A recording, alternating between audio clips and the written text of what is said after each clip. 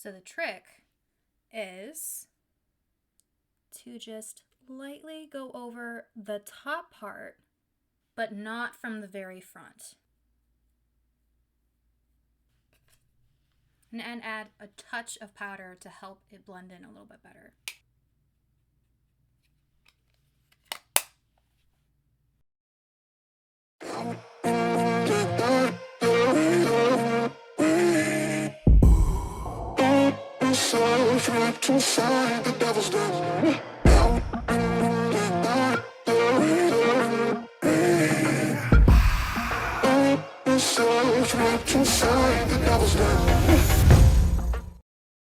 So last week I was in Barnes & Noble. I know, shocker. But I have noticed that my shopping excursions to Barnes & Noble have not only become fewer and fewer over the years, my shopping hauls are smaller and smaller. There are multiple times where I have gone into a Barnes & Noble and then walked out with nothing, not because I was worried about my bank account balance, but because I couldn't find anything that spoke out to me. Maybe I'm just becoming more picky in what I want to read or what catches my eye, or maybe my mind is constantly going back to the huge library of books that I have waiting for me at home. I really don't need any more books to line my shelves. They are quite full. But that doesn't necessarily mean that I'm not constantly looking for new material that I can add to my library or new things that catch my interest and catch my eye that I will want to pick up within a week's time. Those books are catching my eye less and less over the years, and a lot of it is due to the tropes and the cliches. A lot of it is due to the regurgitated material that we're constantly seeing pumped out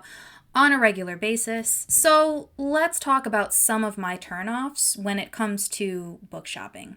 Originally, I was planning on releasing my Smut is Basically Porn video because that was one of the last essays I was going to do. And I wasn't going to do it in essay form. I was going to do it in person. I'm debating on it now because I tried filming it and it filmed to almost an hour and a half. I'm still not satisfied with how I wrote out the script, but I just feel like it's a bigger project than I intended. I still want to go over it a couple times, so I'm thinking I might save that one for, I'm estimating June, but I am not promising June. Cyborg Tinkerer has been something that's been on the table for a long time. It's something that I have been working on consistently over the last year, and it is something that I keep promising you guys, so I feel like that should take top priority.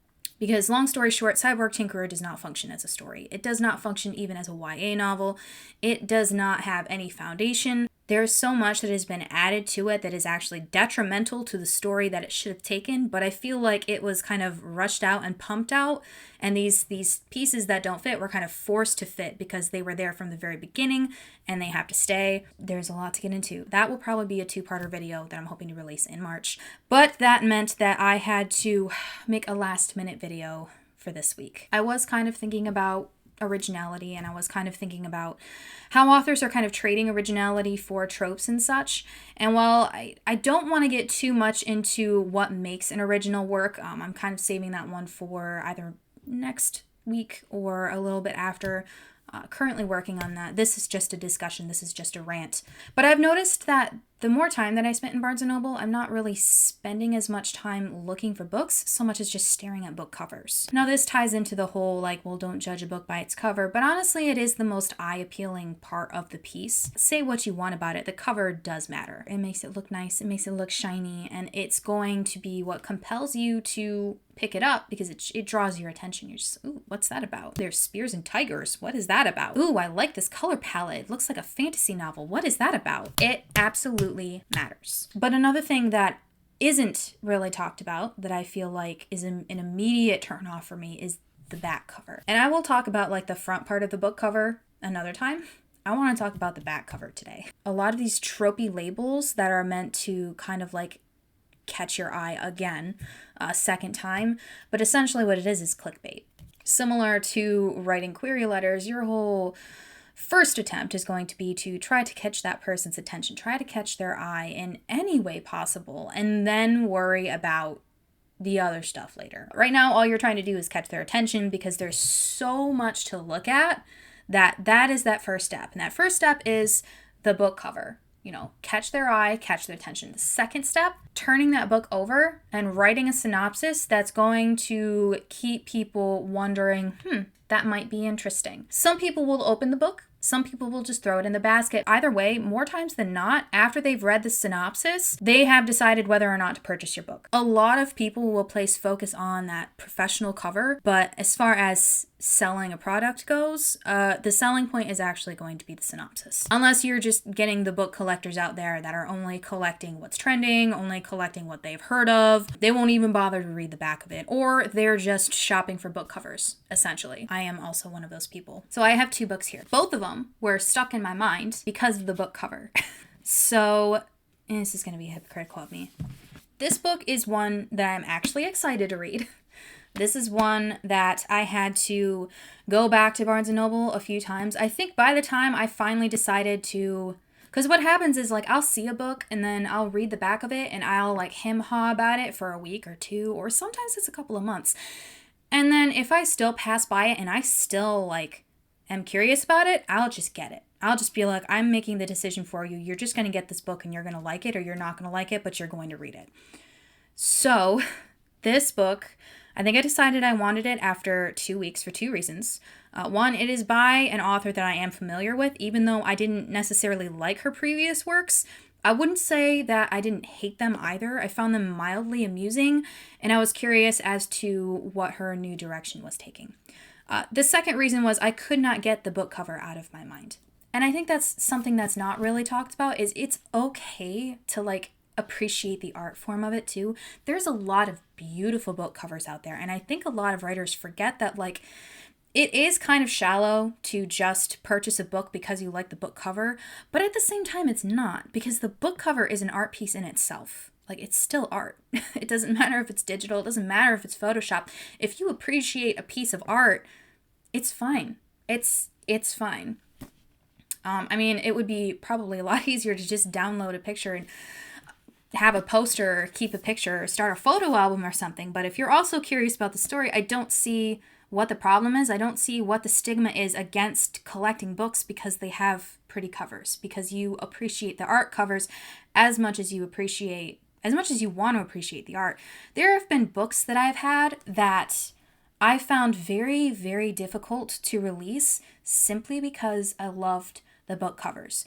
Remember those books when I was talking about Wither versus Eve and Anna Carey? A big part of that was the nostalgia, but another big part of that was the book covers. I loved those covers. I thought they were beautiful.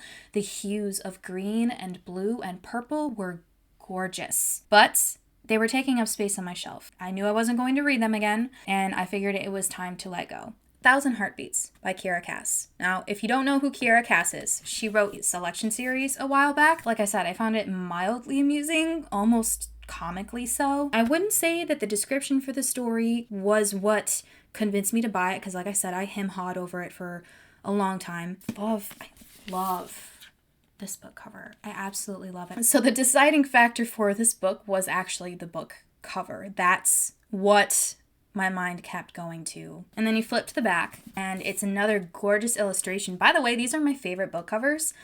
When you have, like, an opening scene on the front, and then you have another scene in the back. I think even I've been really hard on some readers that they might hold on to a book because they like the book cover, but they don't like the story itself. And I don't know. These 2 books have really changed my mindset on that. So this is one that I'm actually excited to read. Thoroughly for the story. I'm very much hoping to enjoy the story. And then when I open to the description reads as follows. Princess Anika has lived a life of comfort, but no amount of luxuries can change the fact that her life isn't her own to control. So the first thing that caught my eye was princess. If the main character is royal, it tends to get very tropey very fast. However, it switched up at the end when it made it an idea of, well, her life doesn't feel like her own, and she's basically going to be fighting for control over her life in this book. Doesn't necessarily mean that it has to be life or death. She's going to have to sort through a lot of issues to find her own independence. I can relate to that. I can understand that. I can respect that. That is actually what kept me wanting to read. So it goes on to say the king, once her loving father has gone cold, and Anika will soon be forced into a loveless marriage for political gain. Some people don't like the arranged marriage trope. I actually like it because I like to see characters struggle through their differences to try to come together. Sometimes it works out, sometimes it doesn't, sometimes love is caught on the side. So I feel like this is also tropey, but it's also something that a lot can be done with it, so it's less predictable. Miles away, small comforts are few and far between for Lennox. He has devoted his life to helping his people take back the throne that was stolen from them long ago. For Lennox, the idea of love is merely a distraction. Nothing will stand in the way of his fight. So I am looking forward to reading 1,000 Heartbeats, but like I said, I'm already pretty sure I know how it's going to go, and that is just one of many reasons why I end up putting down a book, especially after I've read just the first paragraph. The only reason I kept reading the rest of the description is because that first paragraph proposed a problem that I was a little bit curious about, but then the rest of the description kind of laid out how she's going to find her independence, what exactly is going to happen, and who the love interest is. So it kind of rules out any intrigue before I've even read the first page. I didn't even need to open the book to know. And this is the same reason why I can't really read many detective novels. I can't really read many mystery novels because a lot of it is already laid out in the back. As soon as there's a detective or there's an FBI agent or even a lawyer, the plot is pretty much based around the same thing. And yeah, it's kind of like watching a Criminal Minds episode. Like, you're interested at first and you're intrigued at first because you haven't really been exposed to this stuff as much. But then the more you read, the more you watch, the more you know, the more predictable it becomes. And it kind of ruins the magic. The second book that I wanted to bring up, I kind of had to convince myself to buy. I had convinced myself to buy it by saying that I'm only buying it for cringe because I legitimately only bought it for the cover and I am ashamed, but I'm also not. I don't think it's a complete waste if at some point you do end up reading it, but this book was another one that I thought it was extremely ridiculous, and I was just like, if the only reason you're going to buy the cover, don't buy the book. It was an expensive book, first of all, but it was very pretty. And I really wanted it, and I couldn't get it out of my mind for like a month.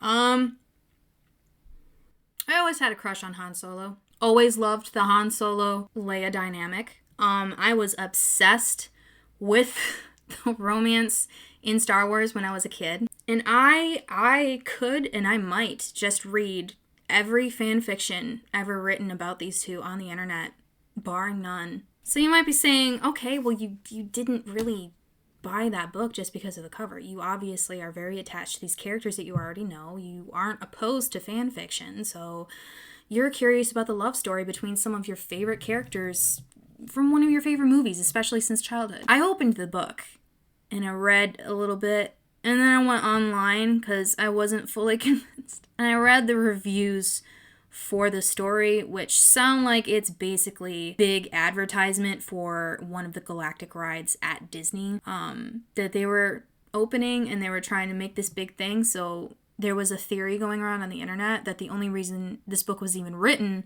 was to promote this attraction. But I held out hope, and I was like, you know what? I'm gonna sit down and I'm gonna read a few pages.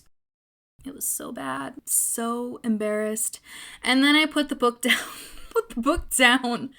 So disappointed. I'm like, how do you make a Han Solo? You had permission from Disney to write a Leia and Han Solo story, and you make it boring? I was so sad. I was so upset. But I'm gonna read it. I still want to read it. I might just read it for cringe. I might just giggle. Or it could end up being a half-decent story, which is what I'm kind of hoping for. But anyway, I wanted to read this description so I can show you what ruined it for me before I even opened the book. The Death Star is destroyed. Darth Vader is dead. The Empire is desolate. But on the forest moon of Endor, among the chaos of a changing galaxy, time stands still for a princess and her scoundrel. I already said I was ashamed. For Leia, a lifetime of fighting doesn't seem truly over. There is work still to do, penance to pay for the dark secret that runs through her veins. Her brother Luke is offering her that chance, one that comes with family and the promise of the Force. But when Han asks her to marry him, Leia finds her answer immediately on her lips: yes. Leia was already a strong character. So immediately we're kind of like passing the power from Luke to Leia as if she wasn't already a strong character. Yet happily ever after doesn't come easily. As soon as Han and Leia depart their idyllic ceremony for their honeymoon, they find themselves on the grandest and most glamorous stage of all, the Halcyon, a luxury vessel on a very public journey to the most wondrous worlds in the galaxy. Their marriage and the peace and prosperity it represents are a lightning rod for all. There's so much that could be done. There's just so much. And even some of the people that left reviews on the story were saying that there are a lot of fan fictions out there and everything, and there's so much material that Disney could have drawn from. Moral of the story is to pay attention to your description. If it's coming off too predictable, it's probably going to blend in with the rest. The description of your story and the back cover of your book matters just as much, if not more so, as the front cover. Anyway, that's all I have for you today. Comment and let me know what some of your pet peeves are when it comes to choosing books, choosing book covers. Do you usually go off the book cover, off the description? Do you usually open the book first? Like, what are some of the things that kind of draw your interest when it comes to deciding whether or not to purchase a book? If you like this video, give it a thumbs up. Make sure you subscribe and hit that notification bell if you want to keep an eye out for any more of my videos that will be coming out. My main goal for 2023 is to release consistent videos, whether they are last-minute dealios like this one, and I hope to see you guys next time. The demons you forgot about, in the blind spot sitting in the bed. Now I'm making up beat, invisible to me, yeah. Corrupted souls don't know. Got black moon behind the drywall. Couldn't even see, even when you bleed. So now you can feel